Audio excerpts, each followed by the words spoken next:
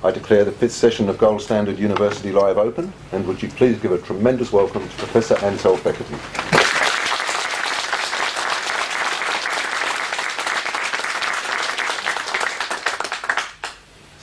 Thank you very much, Philip. Thank you very much, Marcus. Ladies and gentlemen, welcome. I know you are all friends of Gold Standard University Live. It's a sad occasion in a way because we advertise it as the last session.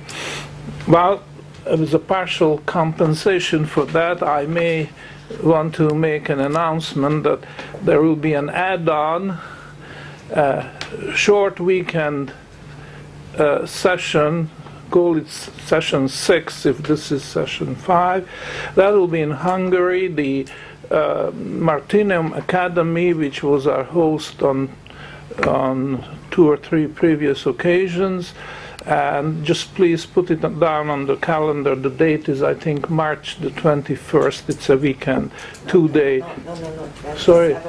27 and 28. 27, 28th of March, a 2-day event, and the topic is tentative, but it's the vaporization of the derivatives tower.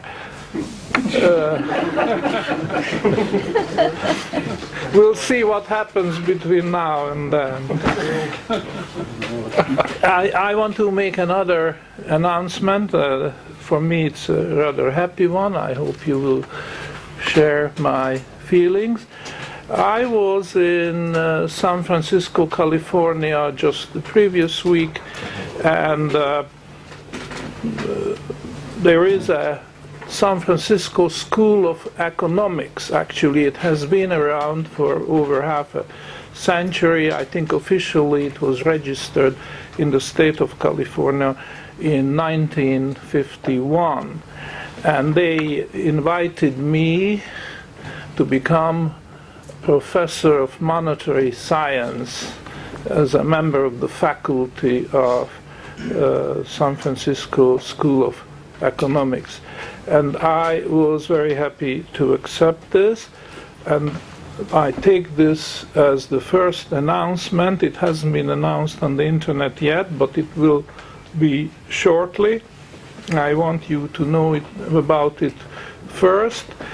I will try to do my best to continue the message which I have been spreading for a number of years now, because Gold Standard University started on the internet in the year 2001, and then it went live a little later because we had a sponsor. Unfortunately, sponsor withdrew his sponsorship, so that I had to decide. I had to make a hard decision, and I just thought it was too much for me to do the academic or scientific part of it, and also look after the nitty-gritty of logistics, organizing, and so on. And I announced that we are winding down the Gold Standard University. But now it's a happy occasion for me to make this announcement, because the San Francisco School of Economics has not only its background and history, but also it has its continuous existence and courses. Let me just say very briefly how we fit in. At present, a full slate of courses at the school consists of 3 lecture series, each lasting for 10 weeks. And the first one is basic economics in the style of Henry George. I'm not going to tell you about it. Those who know will recall that he was a 19th century American economist.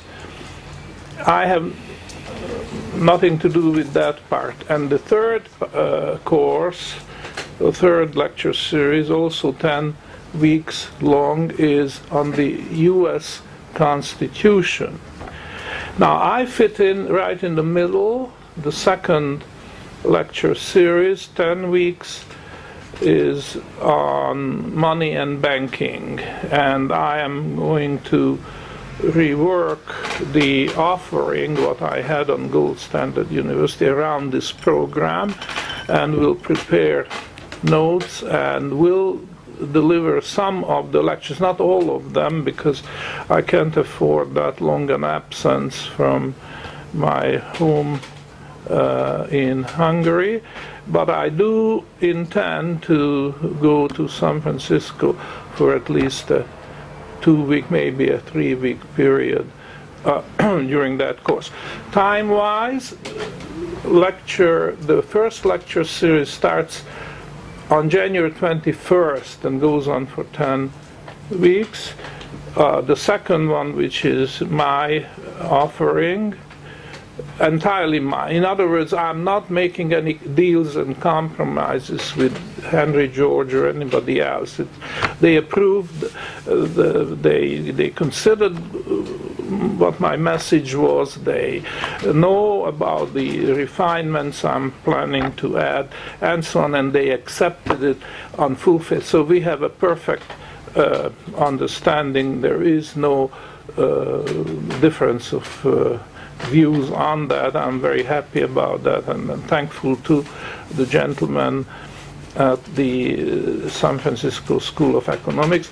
So that will start, for your information, in July, I guess, July the 15th, but I'm not so certain about the date, but just to give you a rough idea. And it will be complemented with what the school calls a webinar. Now, I'm not up to date on these new English words. A webinar, I guess it's a combination of website and seminar. So it's a cross-breed. But for a more conventional description, could be a correspondence course. In other words, you could register for this without being present in San Francisco for a 10-week period, and through the internet as a medium, you communicate, you can ask questions, your questions will be answered, and so on. So it's a living enough. Thanks to the internet, we can do that today. We probably couldn't do something similar 10 years earlier, but let's take advantage of the blessings of technology, and this is what we plan to do. So for all those of you who are interested but not able to go to San Francisco in person, you can inquire. I'll put on the internet, on my website, the details where to get full information on this, and as I say, you can register for this webinar version of basically the same course. It will be a low-cost arrangement, I am told. I'm not involved in that detail. That's up to the school, but they are telling me that it's priced in a way that even modest budgets can afford. So that's the good news, and I'm very pleased to be able to announce it here to you. Let's hope that we'll survive the difficult times which are ahead of us, and we'll be able to continue this initiative which we have started under the name Gold Standard University. If there's any question, just brief question concerning this announcement. You did have to make a compromise, like having to wear a Ben Bernanke beard or something like that. He said you didn't have to compromise, like having to have a Ben Bernanke beard or pose as one of them. No. I understand the registration is limited to 20.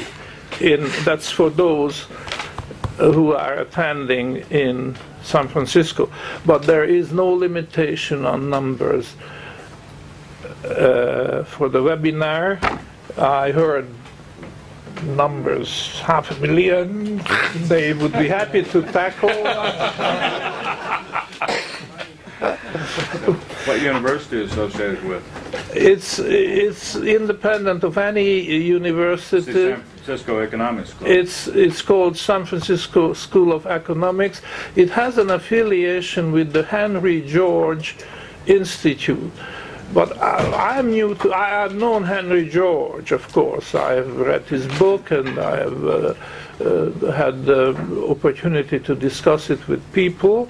But I'm not really familiar with this Henry George Institute, which I think exists in, it's headquartered in New York and is branching out. And this San Francisco School of Economics is the arm of, but I would say it's really independent.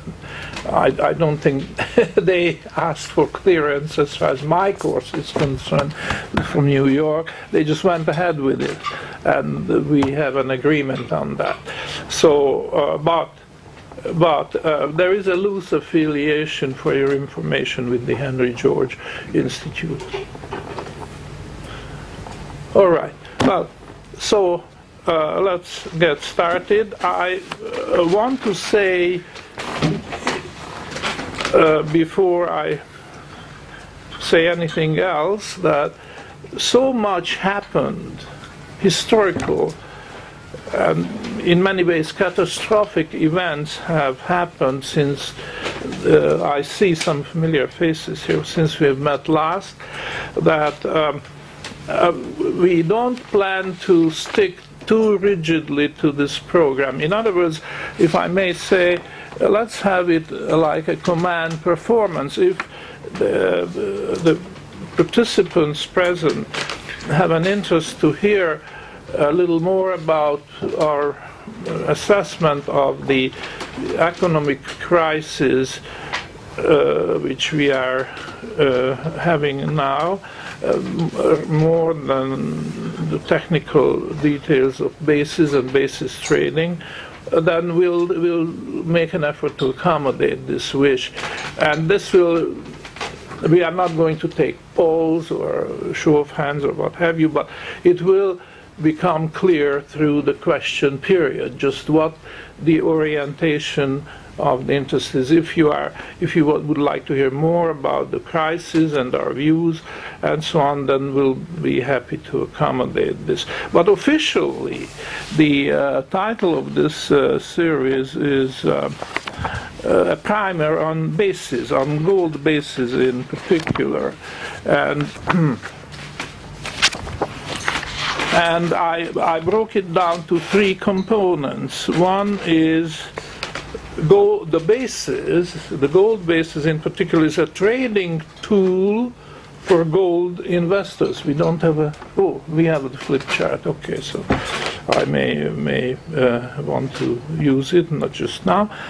How you can put the gold basis to use to advance your program of trading gold for an investment.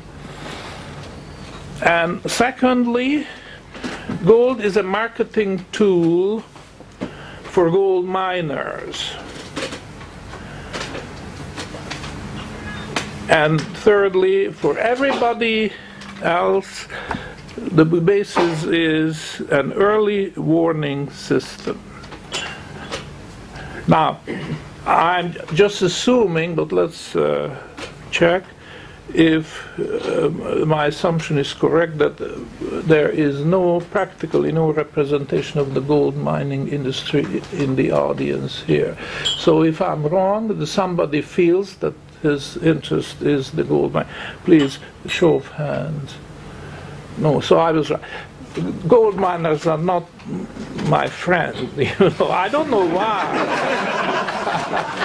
I don't know why, because I used to own some gold mining shares, and I still own some, not very much, but I still own some, basically because I got stuck with them. So. But that's not the reason. The reason is probably that I have been known for being non-compromising. The gold mining industry represents a very special agenda, and they are not always in harmony with what I consider to be the interest of society at large.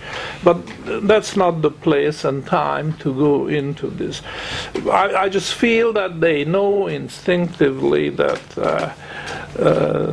there's a little bit of overlap, but not a very great deal of. My interest in looking at the gold standard as a kind of monetary system which would save society from a very great danger. Their interest is, whatever it is different from ours. So the second point,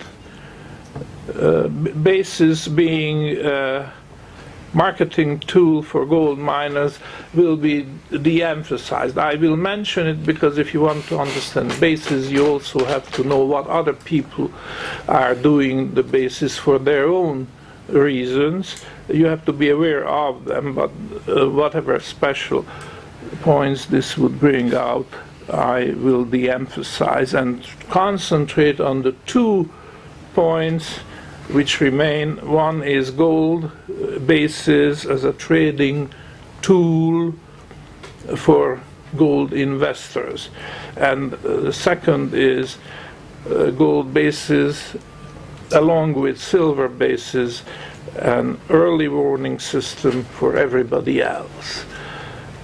By early warning system, I mean a system which gives you advance warning about the collapse of the international monetary system. I think we are closer to that point now than we have ever been before because of the events, the very drastic, very shocking and cataclysmic events which have unfolded during this year, but also it is important to remember that they started already in the previous year, 2007. So let me say a few words about this crisis.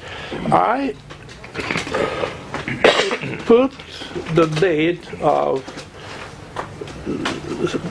the starting of this crisis, February 2007, that's last year. To most people this may sound a little bit too early because very, very few people became aware that something extraordinary was happening in February of last year. Most people became aware of the problems as they emerged in the month of August of last year, and of course more and more ever after. And by this year it's a fully blown crisis. Only those who don't want to recognize the problems can ignore it. It cannot be ignored anymore. Ladies and gentlemen, this is an extremely serious world crisis. It's not a subprime crisis. It's not a real estate crisis. It's not specific to the United States or to any other country. It's a global crisis. We are all in the same boat, in the same lifeboat, and our survival is at stake.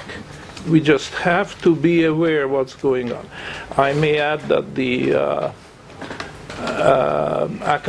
academia, I like to combine the word academia and media because of the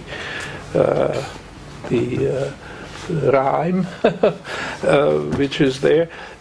It's they are not helpful. Academia is not helpful, and the media is not helpful. In particular, I blame the professional financial journalists, who are not well prepared themselves, and they don't seem to be interested in improving their background so that they could interpret events properly as they unfold. This is very unfortunate.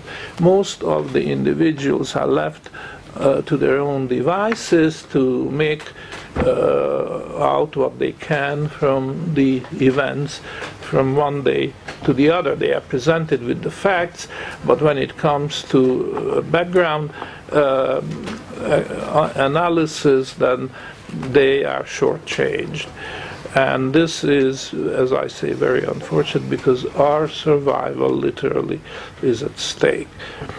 So we try to, what we can to have this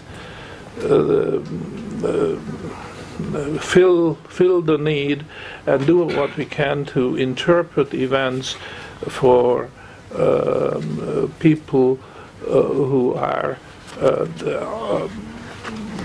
without their fault, became right in the center of the eye of the storm, and they are exposed to all kinds of dangers and damages, and just tell them what they could do to save themselves, save their children, save their economic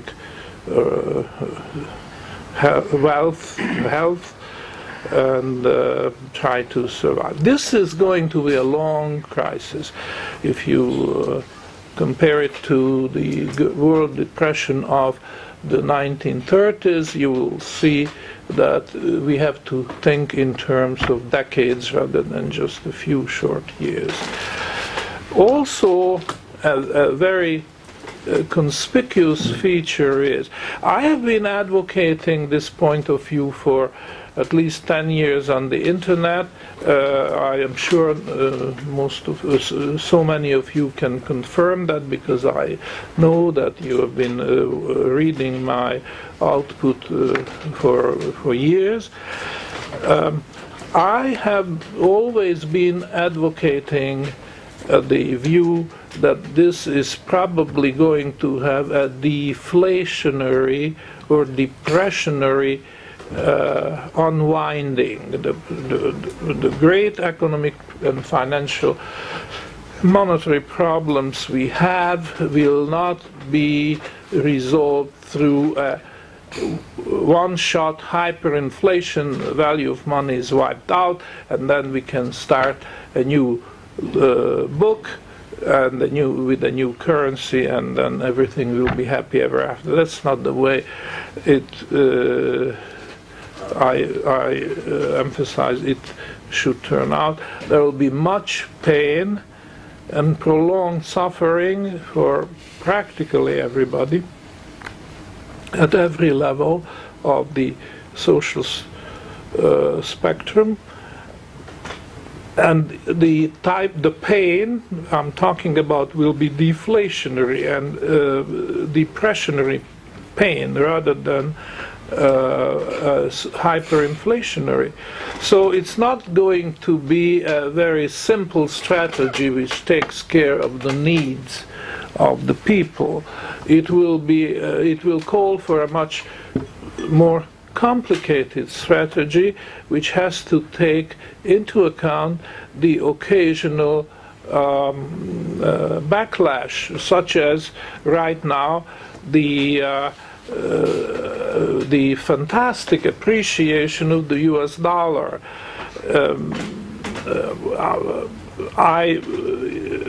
For the rest of this session, I am not going to say US dollar every time. I know this is Australia, they also call the currency dollar, but when I will say dollar from now on, it will always mean the US dollar, just for the sake of simplicity. So here is the problem. It's not a one-way street that the dollar has been hurt, who has been wounded, and it is now going to disappear from the scene. And if it will not be abrupt, at least it will be gradual, because there will be very violent kickbacks, there are very violent reactions, and one has to be prepared for that. I will have more opportunity to talk about it. Right now, since I mentioned the dollar appreciation, I just say this to you, that not for a moment should you expect or entertain the idea that the dollar can make a comeback. I don't think the dollar can make a comeback. It's mortally wounded. It has been, God knows, long enough an agony for seeing the dollar going downhill, and it still does that, because the interesting thing is that the dollar is right now very strong, in spite of the fact that it's still losing its purchasing power at the same rate as it has been losing before. So if the dollar is strong, there are some other unrelated causes, not fundamental, but some technical causes for this strength of the dollar. So I just cannot go on without saying what it is. But basically, if we want to simplify it, we could say the dollar is strong and may get stronger, and it will confuse a lot of people, a lot of investors who had the right idea, but they did not factor in that deflationary component.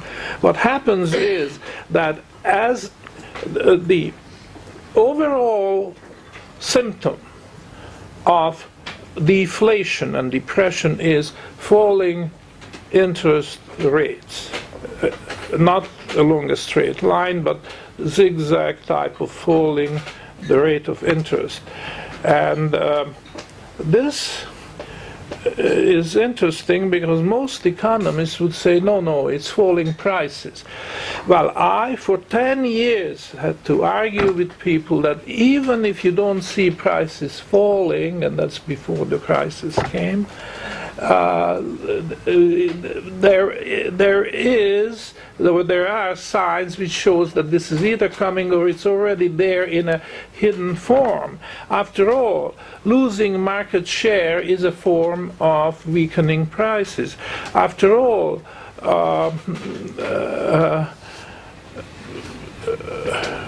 when countries have to reorganize their production and so on, this could also be a hidden way of. Now, I don't have to argue anymore. It's crystal clear that the prices are falling. I mean, whatever you think of base metals, agricultural goods, including wheat, and I don't know. Well, including gold and silver prices are falling. But the interesting thing is that they stick out. The gold and silver prices falling less than any other commodity prices, which is very interesting. So what I'm saying here to you is that the falling prices are, to my mind, secondary, but now, if you are discussing this with others, you will see that they have to agree to it, that this is a deflation, this is a depression, because we have falling prices as well. But to my mind, the primary indicator of a deflation is the falling interest rate, which has a consequence. It has the consequence that capital is eroding. In some cases, capital is being destroyed, outright destroyed.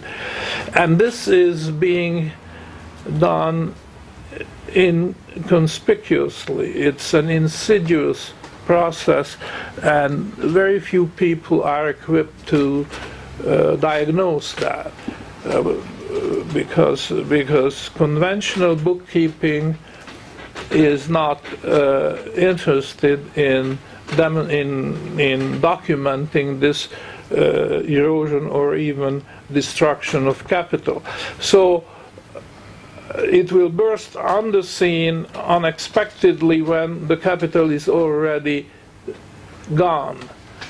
And the CEO will be surprised just as much as the last employee of that firm whose capital has been destroyed. And that is very much part of the problem. And I just want you to keep that in mind, that in deflation, a depression as serious as this, the cause is always not the vanishing of demand, as Keynes suggested, but it's the vanishing of capital. And this is happening unobtrusively. This is happening in a devious way which would mislead almost everybody. So that's what we are facing now, and that's what you have to watch for and be prepared for. And everything else follows from it, such as unemployment and wholesale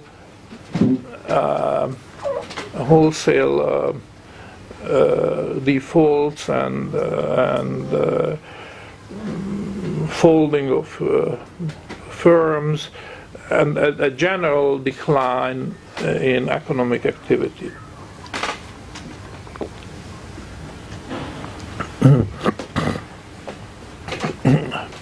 So this is the background. We have this almost unprecedented monetary and financial crisis, which is developing into a general depression.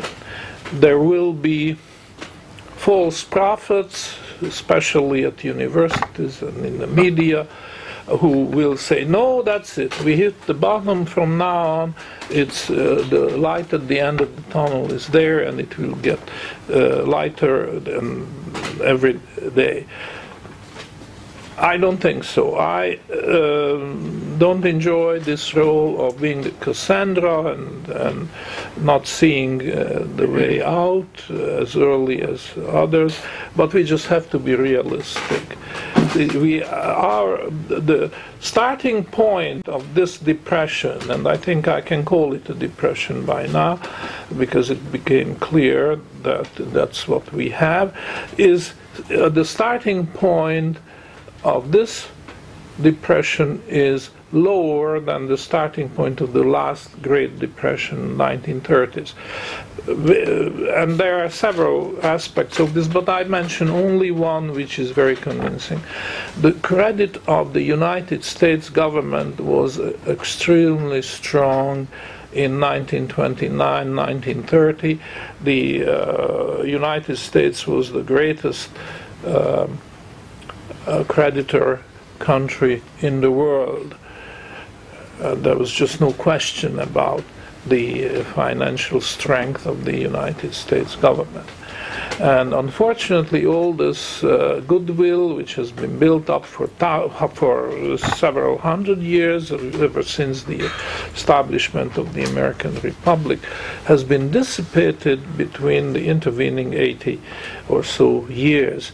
This is very unfortunate, but the fact is that the United States government now is the world's greatest debtor country, and not just in relative terms but in absolute terms. There has never been any occasion when debt had been accumulated by one country to the extent as the United States has done it. So of course that will have an effect on the outcome of the depression or deflation. And the United States government just does not have the kind of command over world resources as it had in the 1930s.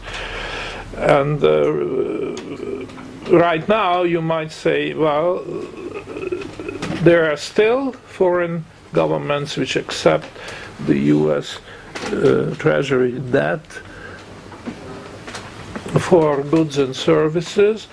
So it's not an immediate collapse of the US dollar, but don't be misled by this, because this the basic facts cannot be papered over with bilateral arrangements. I'm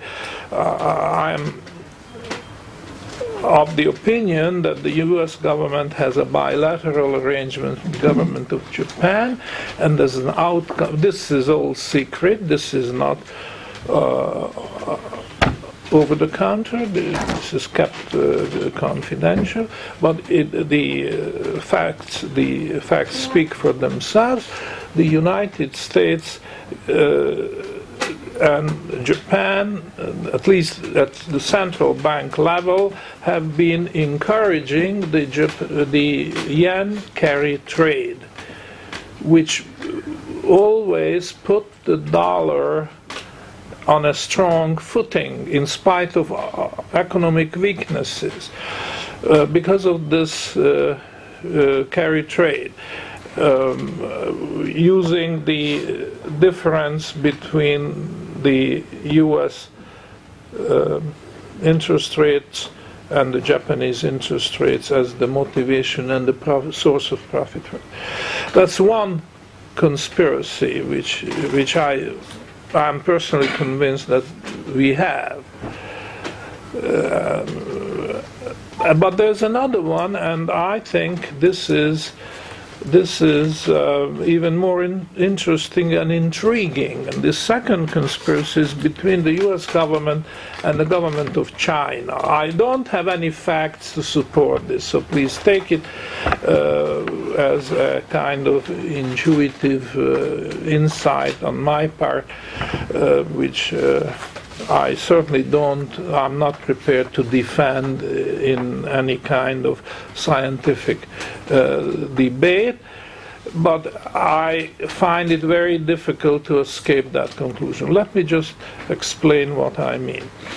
What I mean is that the government of China is surrendering real goods and real services against payments in irredeemable promises, because the paper which China takes in, and by now accumulated, according to some estimates, $2 trillion, fantastic sum. I don't think we have ever had a country with a greater foreign exchange reserve than China has presently, mostly consisting of US dollars. When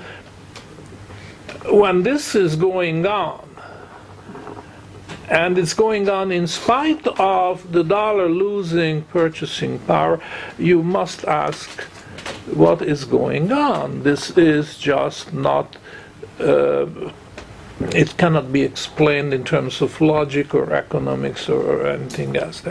So I don't like the role, but it's a conspiracy theory. Again, the two governments are conspiring. Now, this calls for further. This doesn't explain the problem, because this asks for further clarification. So why would China do this? I mean, in the case of Japan, you might say, well, Japan was loser in World War II, and this influence which the US Treasury still has over Japan can be explained in terms of the role of a defeated country. They have to follow orders. Some orders are open, in the open, some are not so much in the open. Well, the same reasoning doesn't apply to China. China is in the position to defy the United States, and it's not. Although the Chinese central bank makes noises on occasion that they will have to find other investment possibilities, other currencies, and so on. I don't think they make these announcements in good faith, because certainly if they want to change their policy, they won't make the announcement. They will make the change and keep quiet about it. Because if they do make an announcement, they are inviting speculation to anticipate this and act on it, and that would defeat their purpose. So I think China is being bribed, to be blunt about it, being bribed by the United States. And what happens is that China takes a loss in terms of trade, because it is accumulating dollar balances which are losing their value. This they know, but on the other hand, they are compensated by a much bigger plus, which is their possibility of trading not just American debt, government debt, T-bonds and T-bills and what have you, but also trading silver. I am one of those few who think that this silver, we have a silver expert, so I have to watch my word, because he may shoot me down. But I heard this one yet, so. I think that this concept of huge naked short positions in the silver market is by and large, it is a phantasmagoria.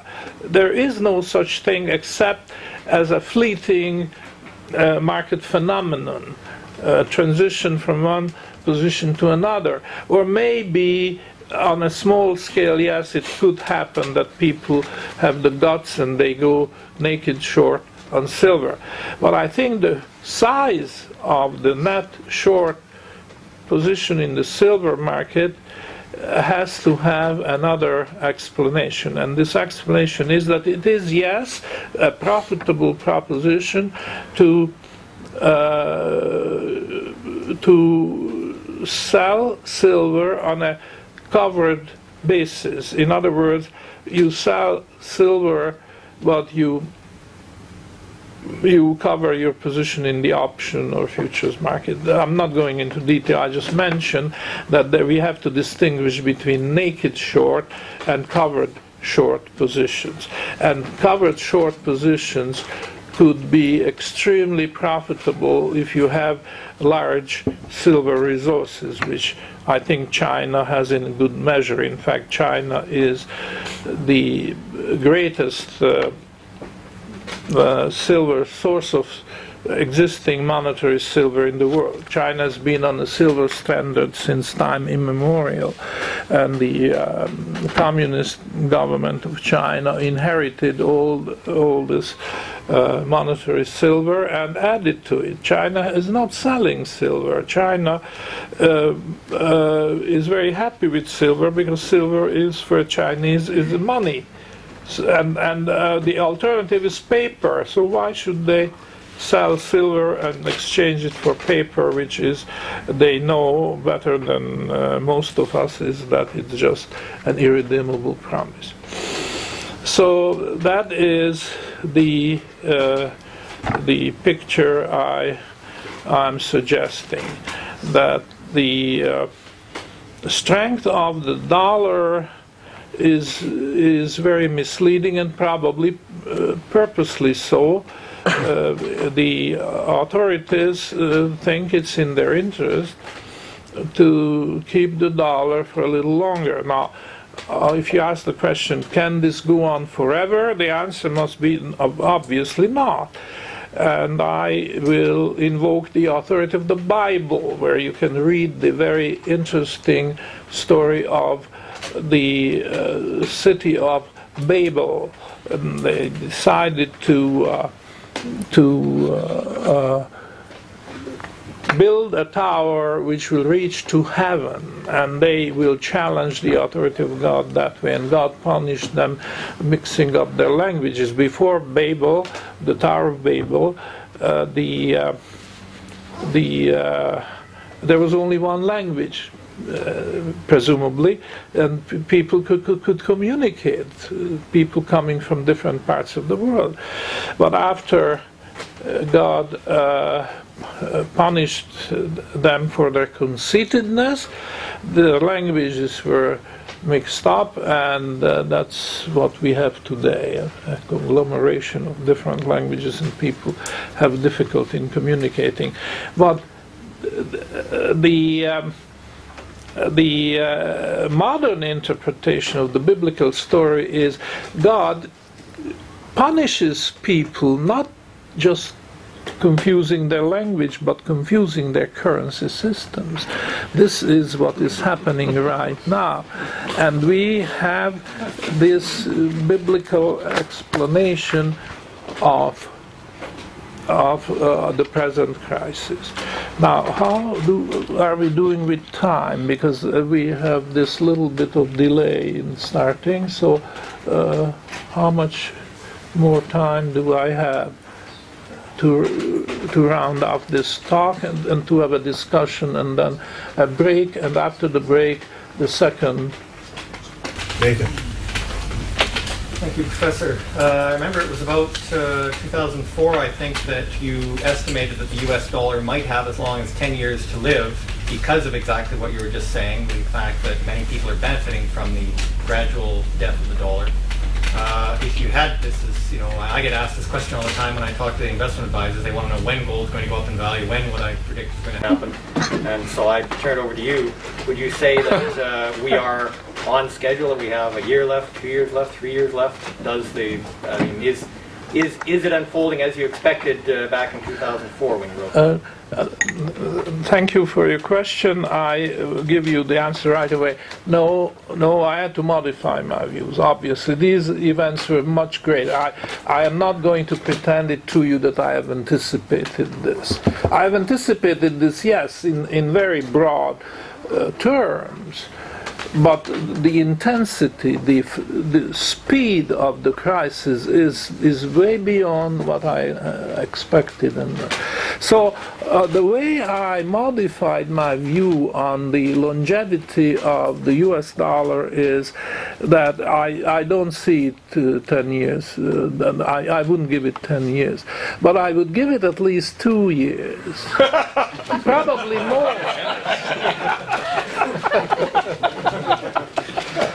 Probably more. I am conscious of the error on underestimating the U.S., the strength, not the strength, it's not an innate strength, it's the strength of owing to circumstances and cooperation. I mean, what we have is a den of thieves, the governments and central banks being members of that particular den. And they are closing ranks, and it's in their interest. They realize that they just have to. But even if you didn't have that, the logic of the situation, as I explained, I'm basically a believer of deflation and depression. So what is happening is that interest rates keep collapsing. And don't expect it to hit zero, because to my mind the collapse is not another cut of 0.1%, another cut of, but it's halving and halving and halving again and again and again, which can go on forever. There's a big difference between cutting by a fixed amount, one after the other, and halving and halving. Because if you keep cutting by a fixed amount, very soon you will get to zero, which is the end of the rope. But that's not what I see. I'm consciously thinking in terms of halving. So interest rates keep having, and as a consequence, the capital is being eroded, and that means, lower interest rates are translated into higher bond prices. So there is bond speculation on the long side going on. This is pretty well invisible. The bond speculators don't want you to know and understand what they are doing, but they have a huge bull market working for them. All the stock markets around the world are collapsing at the same time. The bond markets are booming, and that's the best kept secret of the present crisis. And as this happens, there is vested interest in postponing the end game of this. So the dollar is needed because this tremendous bull market, pretty well invisible, but it is there, you can be sure of that, is in the interest of a lot of people. So if there's a danger of making an error in prognosticating what's going to happen, I would say it's underestimating the innate resistance of the dollar to collapse. There are tremendous forces which will exert on the dollar, but the counter forces, by and large invisible, are going to compensate for that. So that's why I say at least 2 years and possibly more. We will have to have the dollar, and we'll have the dollar, and it will be a tug of war, and it will be an agony, because the economy is going to deteriorate all at the same time, and the governments will have, of course, big propaganda that they are doing everything to reverse the situation. But so let me just, perhaps we'll have more time to return to this point later. Richard. I don't quite understand this U.S.-China conspiracy. You say, on the one hand, they're taking our $20 for their goods. That's one part of it. And then on the other part, we're allowing them to short silver and to make a bundle in the futures market of silver. What's the quid pro quo? I don't understand. I understand the factors, but they make it. Okay, China has two accounts. One is the trade account, basically with the United States. China can produce the consumer goods which the American market is ready to absorb, and in payment they are taking these irredeemable promises and piling them up. And obviously, I mean, is there anybody who doubts that China is losing money on that account? No. They're bribing their people. Yeah, no, we can't. So that's one account, okay, the trade account. The other account is a finance account which China has with the Western world, and especially the United States, because China is allowed certain privileges which other participants would not have. And one such thing is that you can actually short, for example, silver or gold without any regard of the annual output. I mean, if you try to sell short 2 years of wheat output in the U.S. commodity markets, then the whistle will blow very soon. You can do that. There are laws. There's a limit to the amount of short positions, total gross short positions, which any particular futures market can have. But gold is an exception. Silver is another. So, and there are many others. For instance, identifying the shorts. There are certain disclosures. The COT report, this and that and that. But it's not going to be possible to identify China as one of the big shorts, because China is allowed to employ various brokers and various houses, and now please remember I said I'm reluctant to put this proposition on the table because I cannot prove it, and I don't think anybody can prove it or disprove it. It's a speculation. But is there any other reasonable explanation why this can go on, this imbalance between the shorts and longs, etc., etc.? I have tried, couldn't come up with another explanation. Professor, why would China want to sell naked shorts and depress the price of silver? They're not naked. Not naked, covered. Naked. They're covered. Oh. Yeah. Yes. Isn't the printing of money inflationary? Therefore we get hyperinflation, not deflation, because the US is printing so much money at the moment. Yeah, he's saying when you print money, won't that have an inflationary effect? So how can we have a deflationary process going on when they're just running the presses? Yeah. That's a very good question, and obviously calls for an answer. Here's my answer.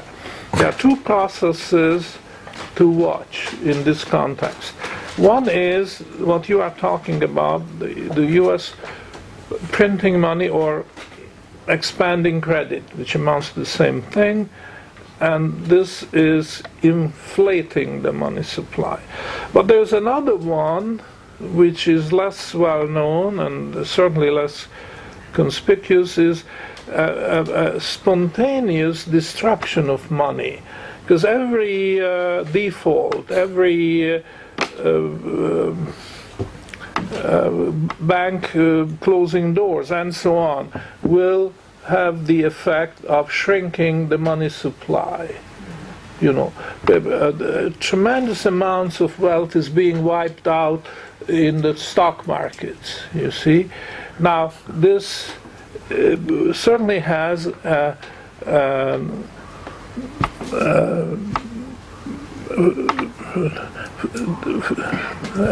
repercussion as far as the amount of money in circulation. If not on the amount, then on the velocity. That's another thing which people sometimes fail to point out. Because money has two dimensions. One is quantity and the other is velocity. And very often you don't know what makes money shrink. It doesn't have to be shrinking quantity. It can be shrinking or vanishing velocity. So if the stock market collapse does not directly cut the amount of money in circulation, but it can certainly have the effect of slowing down the velocity. But I think in most cases you can actually find the quantity of money contracting. So here are these two things. One has the effect of inflating, the other deflating. And now it's a question who is going to win. If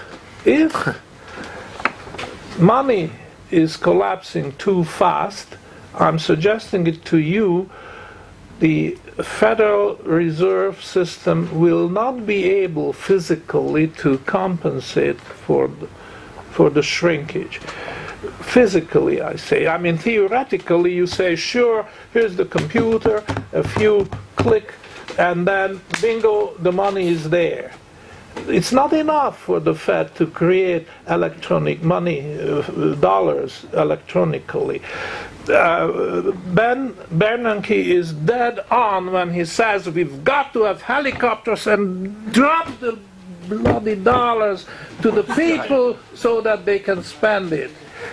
So they have to have the physical money yourself. That's right. And you cannot drop electrical money and blips on the screen to the people to run out and grab them and go and spend. So there is a physical aspect of it and the physical limits. Now you might say, oh, even so, after all, adding zeros to the ones, the Fed can print very large denominations. Not so. I've pointed it out again and again in my writings and in my lectures that people already got wise to this and they are sorting out the paper money. They are doing it in the United States and they are doing it in Europe as well. In the United States, people are hoarding Federal Reserve notes, but they are not hoarding the 500 bills. They are hoarding the $20 bills. And if they can get them the $5 bills, or perhaps even the $1 bills, because that's spendable without any question. But if you take an extreme situation that food is scarce, or gasoline is scarce, or whatever, then if you go and buy $10 worth of food and pay for it with a $500 bill, then you are in trouble because they may refuse to give you change. And they will at one point. But if you pay with just as much Federal Reserve notes as you purchase, or a little difference, that will go through. So that's one thing. In Europe, it's even more subtle. What happens is, take the euro, which is the common currency of so many European countries in the European Union. The euros are issued by individual central banks, but the identification of that central bank is obscured on purpose. However, if you have a magnifying glass, you can read it that this one was issued by the Deutsche Bundesbank and this one was issued by the National Bank of Greece. And people are sorting them out, and they spend the ones issued by Greece and Italy and Spain and some others, and the ones they are hoarding, they are not spending, are the ones issued by Germany. You see? So this is happening. I'm reporting to you something which is already happening in Europe. Of course, ultimately it means the end of breaking up the European, the euro. But the point which we are discussing at this time is that there are physical limits to the power of the authorities, the central banks, Fed and governments, to inflate the money supply, because people will reject. This is Gresham law, the classical application of Gresham law. People withhold the money they consider more valuable and spend money which they consider less valuable. So that's the two forces. And what I'm suggesting to you, if this is not already happening, it will happen sooner or later, that the inflating forces will be outstripped by the deflationary forces. Yes. After this, we'll start questions. So last question. No, last question, yeah. Let me rephrase perhaps the question just answered. I agree with you that inflationary capital destruction is going on at a high rate. Yet you keep talking about the ultimate collapse of the dollar. Doesn't that ultimate collapse of the dollar imply an inflationary blow-off? And how else will the dollar collapse except in an inflationary blow-off? You may be right. I'm not trying to commit myself to your view, but I admit it's a possibility that it will be a clear-cut hyperinflation of the type which Germany had in 1923.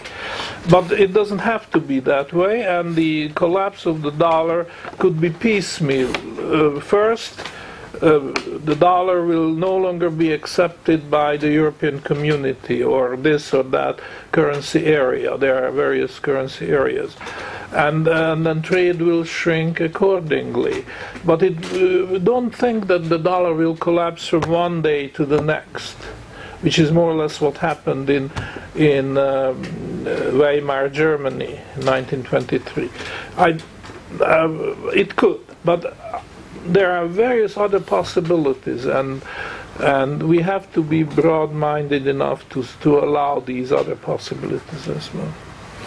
All right, that ends the question period for this first session.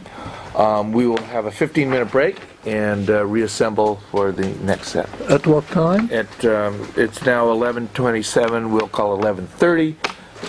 Yeah, okay. So let's say 11:45. 11:45. Yes. Very good.